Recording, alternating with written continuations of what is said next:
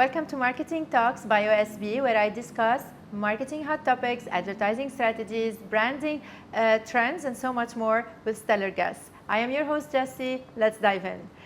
Hello, Dana. Hello. Today we have Dana Soueid with us, and we're going to discuss content creation for personal brands, since you are a content creator and strategist as well. Yes. Are you ready? I'm so excited. I am as well. Usually when we say personal brands, we're talking basically about people using their own names in their business, right? Correct. Yes? That's exactly And today you're here with us to have, and this episode is just for them, by the way, today. Yeah. And today you're here with us to discuss maybe some tips and strategies to help them, have a good online presence, basically on social media. Yes. Yes? Yes.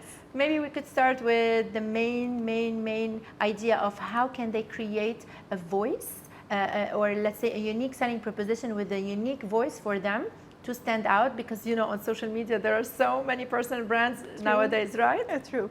I think this is one of the most important things that really holds people back when they think about starting their online presence or their online business in general.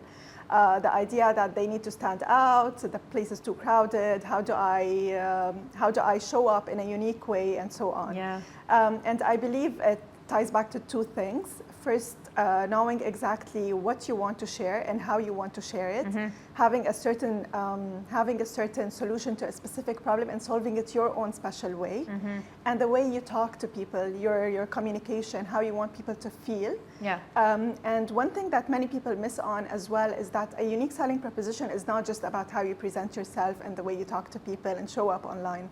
It's also what goes on behind the scenes in your business. So it could be, for example, the level of support you provide.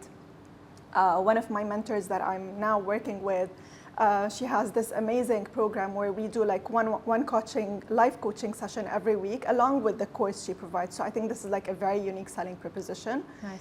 And there are different ways people can get creative. And when we say show up online, are we recommending basically for them to show up their face also? Because I believe some people might be shy, some might be a little bit introverts, and they would prefer maybe just to show pictures without them talking. That's totally doable, especially for people who prefer to write, to communicate in different forms other than video. There are also different other opportunities right now, like blog posts, voiceovers, text on screen. There are multiple ways they can really tap into their strengths and communicate without necessarily speaking on straight to the camera. Yes. And when we say strategy, content creation strategy for personal brands, and you just mentioned various formats for content. And I'm sure it's not just about selling, right? Yes, exactly. What other things do you think they should also showcase on their feed? They need to introduce themselves to people. Okay. They need to show why people should choose them versus competitors or other people doing similar things in the market. Okay. They need to be able to be relatable, to communicate with their audience, to build communities, to build trust.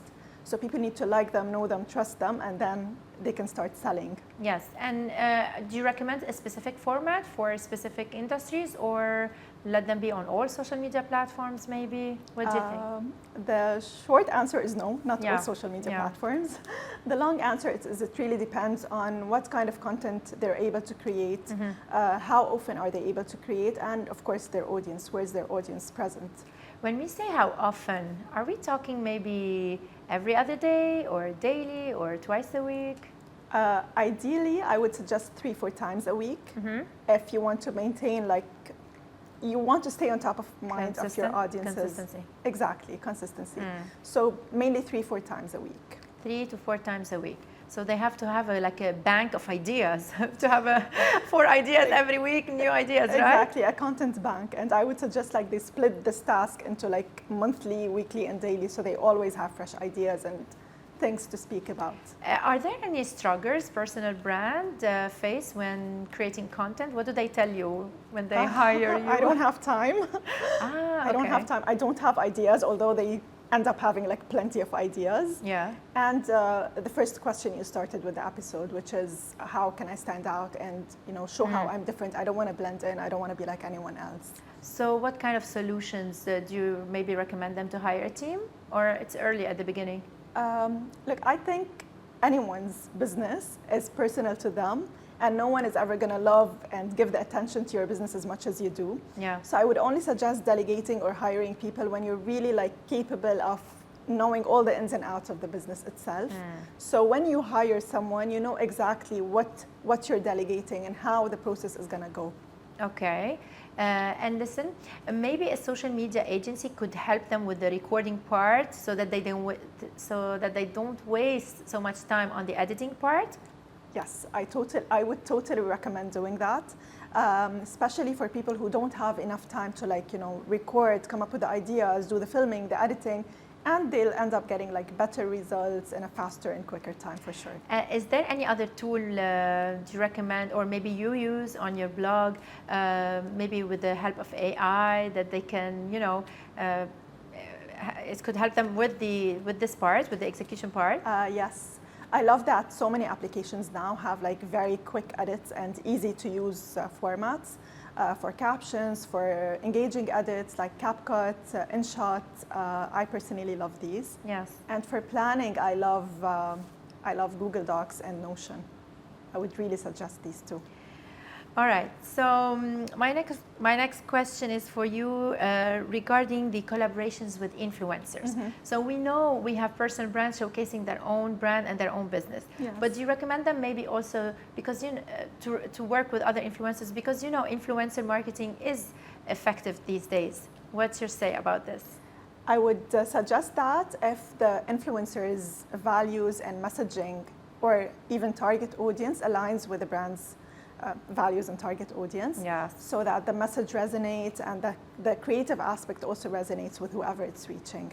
And listen, if they are consistent with showcasing their value, their business, their services mm-hmm. online, is it enough, or organically, is it enough to reach their target audience, or maybe you recommend later on paid advertising? I'm totally with paid ads. If the person has the budget, and it depends on how fast they want the results. I would take these two things into consideration. Okay. What's your budget? How fast do you want the results? Are you aiming to stay on top of mind, or do you want to drive traffic towards like a certain product you're selling? It depends on these two things mainly. Okay, but is it doable? Because so many times we hear this question, is it doable without paid advertising? Organically, could they reach their target clients? Yes, with the use of keywords, with the use of targeted content, with engaging, with collaborating with other people in the same field, it's totally doable. So engaging, let's give some examples. Mm-hmm. What do you mean like engaging? What kind of content could it be engaging? Is it the story, the behind the scenes? It could be stories, behind the scenes, personal thoughts and experiences, your opinion about a topic which is not very common or like unlike other people in the field. Okay. It could be something that like sparks an idea in people's minds, and relatability. The more relatable you are to people's day-to-day situations, the things that happen with them, the struggles they have, the more people believe you, the more people feel like, okay, this is it. I know exactly what she's talking about. This is exactly what I need. So let's say if it's a chef, mm-hmm. what kind of content could they, create? Okay, for chefs, I think the most engaging kind of content is the behind the scenes, like baking, showing the process, showing the full process, how the before and after, how things come to be. Yes, and for other businesses, I think maybe, let's say if it's a life coach, maybe mm-hmm. while doing a meeting. Yes, while doing a meeting, talking or about a session. Exactly, like specific questions that come up during meetings, real situations, questions they get asked, misconceptions their clients face. So it's very important to for them to showcase their own opinions. Their own This opinions. is what you mean, right? Yes. Okay, but don't you think they reach a level where they feel like they are burnt out? Instead of focusing on their work, we have to create content, mm-hmm. we have to record the behind the scenes and everything. Do personal brands reach that level of burnout? All the time. All the time? Unfortunately, all the time. Because the pressure of being online and creating content, especially for people who don't have a background in marketing or in content creation, feel like they have a second job now. For that, I think it all goes down to planning, staying organized, and like planning ahead so you don't plan and create content day to day. All right. So let's talk a bit about building a community, because I believe that's the next step, right? So first they create content, but then the main goal should be to create this community Yes. and hopefully to monetize later on. To convert, yes. Right? Can we talk about this? Yeah, of course. You build your brand, you start creating content, people get to know you, and then you want to engage with them, like we just said, Yes. by creating topics they're interested in, by answering their common questions, by speaking to their desires, their problems, and so on. Once you do that, you kind of build a connection with them, especially when you're sharing your personal experiences, and then you get people like, okay, I've been through that, I know exactly what you're talking about. You can then start maybe hosting workshops, selling digital products, creating your own courses, or monetizing any way you want. You can get as creative as you want. How do you see this in the future? Do you think content creators could, because there's also we call co-creators, do you think this is the future of content creation, like content creators being the ambassadors, being prosumers, if I'm not mistaken, they call them as such as well. How do you see the future? Because everybody now kind of have a page, have a blog online, but it's becoming chaotic a little bit. Yes, to a certain extent it is. I think people are going to be more engaged with people who they feel like they can really connect with, authentic people, especially with the rise of AI and lots of fake content and lots of impersonal content. I think personal content is going to take the lead more and more. If there's only one crucial tip that you always tell them or you tell your clients not to miss, which one would it be? Oh, this is a tough one. The most important, do whatever you want, unless accept this, or Make sure, crucial tip. Make sure you don't just watch what competitors are doing and apply the same. Yes. Do not imitate. Do not imitate, and create something that really aligns with what you're selling or what you want to be known for. Because so many trends can emerge, lots of interesting content ideas can come up, but if it doesn't serve you or your business goals, then you're just wasting time and energy on it. So we go back to authenticity. Exactly.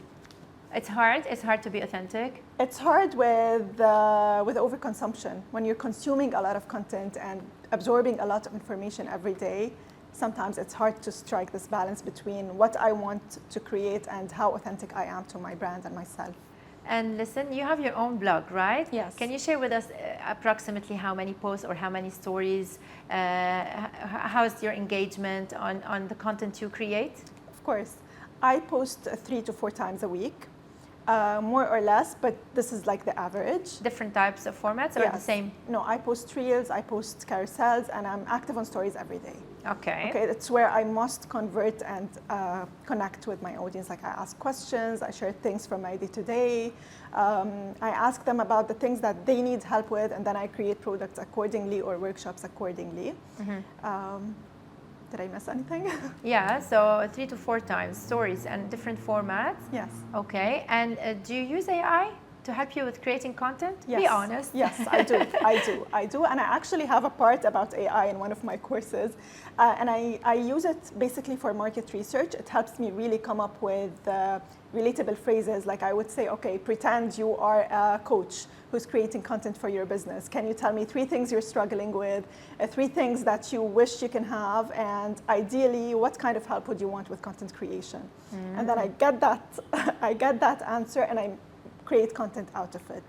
Okay. So it's like you go deep into your audience's minds, and anyone in any field can use this technique. Yes, and let's say if you have Instagram and LinkedIn, do you share the same type of posts on both platforms? If you have, let's say, a LinkedIn article, which is usually a bit longer than what you share on other platforms, you can take like a quote from it or a certain sentence from it and repurpose it on other platforms. Or if you have a YouTube episode, you can also take parts of it, share them on Instagram. You can like repurpose your content. That's nice. Yes. And do you think personal brands, like for example in your case, they need to be also on Instagram, or LinkedIn is the place to be, since most of their clients might be there also? Here we can talk about maybe the target audience. Exactly. It depends on who they're targeting.